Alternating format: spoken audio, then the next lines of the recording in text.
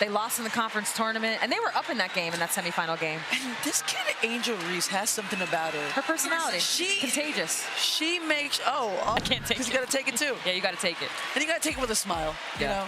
Like underdog mentality. Hey, why not? Hey, listen. Hey, why not? If you dish it, you got to be able to take it. That's actually why I don't dish it.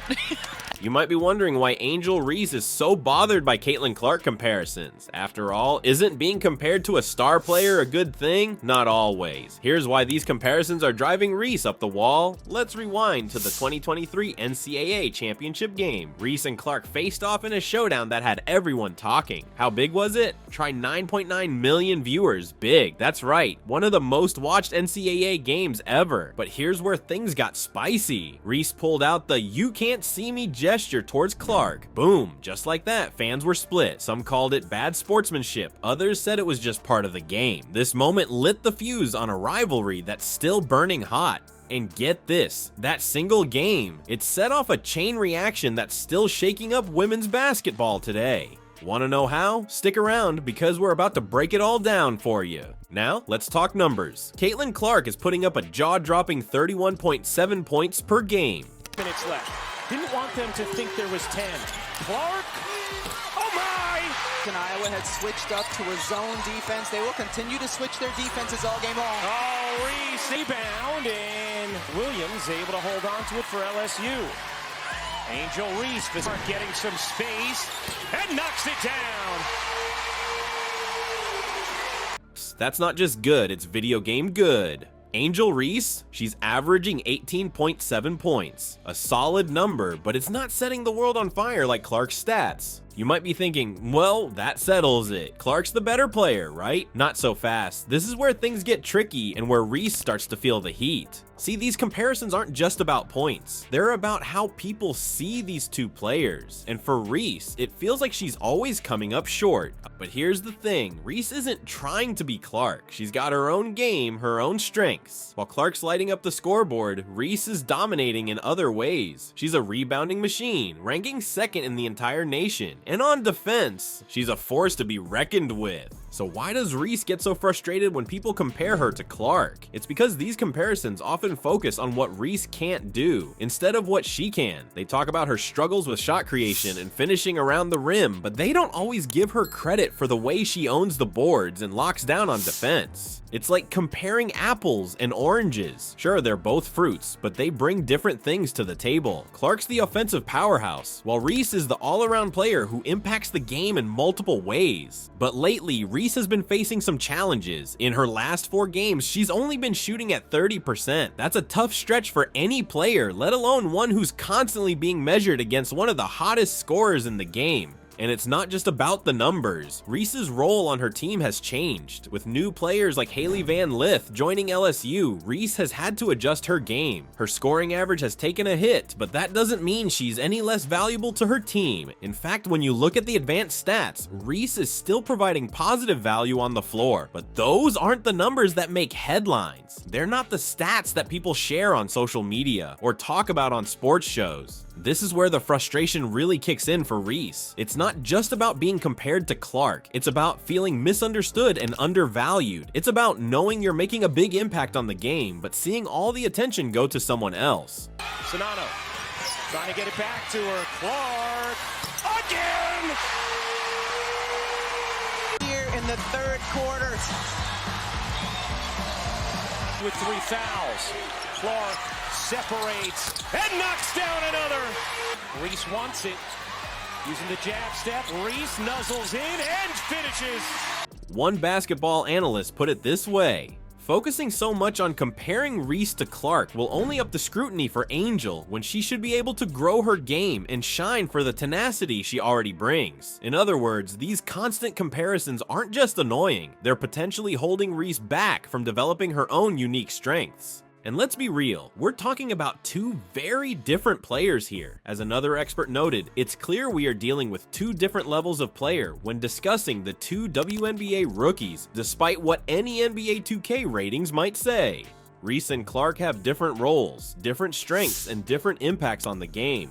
But in the world of hot takes and viral highlights, these nuances often get lost. People want simple narratives. Who's better? Who's worse? And in that black and white world, Reese often finds herself on the losing end of the comparison. So next time you see Reese's stats next to Clark's, remember, there's more to the story. There's frustration, there's pressure, and there's a whole lot of talent that doesn't always show up in the box score. You might think the battle between Angel Reese and Clark ends when they step off the court, but in today's world, there's another scoreboard that's just as important: social media. Let's talk numbers. Angel Reese is crushing it online with a whopping 2.7 million followers.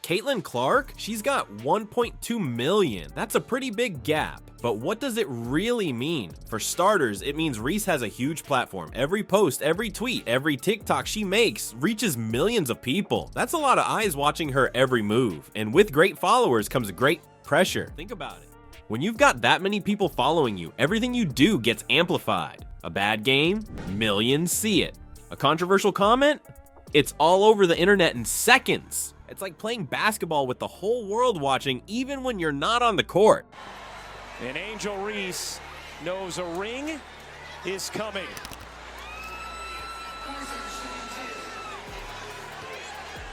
Now, you might be wondering, isn't more followers always better? Not necessarily. Sure, it can lead to more opportunities, more endorsements, more fame, but it also means more scrutiny, more criticism, and more pressure to always be on. And here's where things get really interesting. Remember that you can't see me gesture from the championship game. When Reese did it, social media exploded. Some fans loved it, calling it confident and bold. Others, they weren't so kind. But here's the kicker. When Clark did the same gesture in a different game, the reaction was totally different. People called it playful, fun, just part of the game. Same action, different player, completely different response. And you better believe Reese noticed. This is the dark side of social media popularity. Every move gets analyzed, every action gets judged, and sometimes it feels like the rules are different depending on who you are. And it's not just about gestures or celebrations. Recently, there was an incident on the court that got everyone talking. Reese hit Clark on the head during a game. Was it intentional? An accident? Just part of the physical game? Social media had opinions, and lots of them. Some fans called it a cheap shot. Others defended Reese, saying it's just basketball. But no matter what side you're on, one thing's for sure: social media turned a split-second moment into a days-long debate. So while Reese might be winning the follower count, it's coming at a cost. All this attention, all this scrutiny, it's got to be taking a toll. How do you focus on your game when millions of people are watching your every move, ready to weigh in on everything you do? It's like playing two games at once. There's the physical game on the court, and then there's the mental game off it. And sometimes that mental game can be even tougher. You think you've seen pressure in basketball? Angel Reese is facing a whole new level of heat, and it's not just coming from the defense. Kicking it out, Evans fakes the three, takes the two, and knocks it down. A lot of contact from Reese on Clark underneath, no whistle. Can also see that being a no call. Good no call? 50-50? 50-50.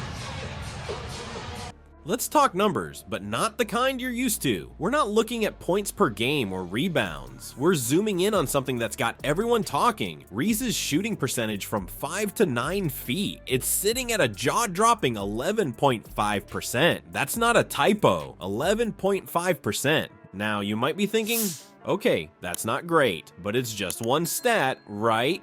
Wrong. This isn't just a number on a sheet. It's become a viral sensation, and not in a good way. Picture this. A video compilation of Reese's missed shots starts making the rounds on social media. Every clank, every airball, every rim out, all packaged up for millions to see. It's like someone took her worst moments and put them on repeat for the whole world to watch. And you know what happens when something goes viral. Everyone's got an opinion. Suddenly, armchair coaches and keyboard warriors are breaking down her form, questioning her skills, and yeah, you guessed it, comparing her to Clark. It's one thing to have a bad game or a rough stretch. It's another to have your struggles turned into internet fodder. For Reese, it's like playing with a spotlight on her every move, waiting for the next miss to add to the highlight reel. But here's where it gets really intense. All this pressure, all these comparisons, all this scrutiny, it's not just affecting Reese's shooting, it's changing how she plays the game. Remember that flagrant foul against Clark? That wasn't just a normal basketball play. That was frustration boiling over. That was the pressure of constant comparisons, the weight of viral videos, and the stress of social media criticism all coming out in one moment. It's like Reese is playing 2 games at once. There's the physical game on the court where she's trying to help her team win.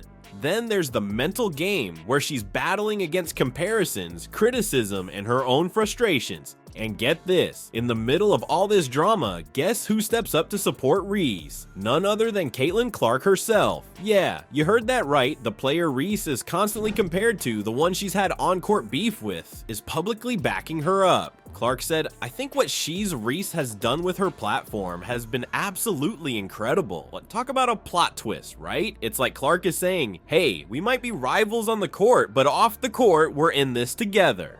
But here's the million-dollar question. Is Clark's support enough to turn things around for Reese? Can it help her block out the noise, shake off the pressure, and get back to playing her game? Because here's the thing, the pressure isn't going away. Every game, every shot, every interaction with Clark is going to be analyzed, dissected, and compared. It's not just about basketball anymore. It's about handling the spotlight, dealing with criticism, and staying true to your game when everyone's trying to change it. So, what's next for Angel Reese? Can she turn those shooting struggles around? Will the constant comparisons to Clark eventually die down? Or is this the new normal for women's college basketball? A world where every move is scrutinized, every miss is magnified, and every player is constantly measured against their rivals. So what's the big deal with all this Reese-Clark drama? It's not just about 2 players anymore. This rivalry is changing the whole game. Think about it. The pressure these 2 face is off the charts. Every move they make is under a microscope. And it's not just affecting them, it's changing how we talk about women's basketball. Suddenly, everyone's got an opinion on sportsmanship. What's okay on the court? What's crossing the line? The debate is heating up, and it's bigger than just Reese and Clark. But here's the real question. Are we, the fans, part of the problem? Are we pushing for great basketball? Or are we just hungry for drama? Maybe it's time we take a hard look at how we treat these athletes.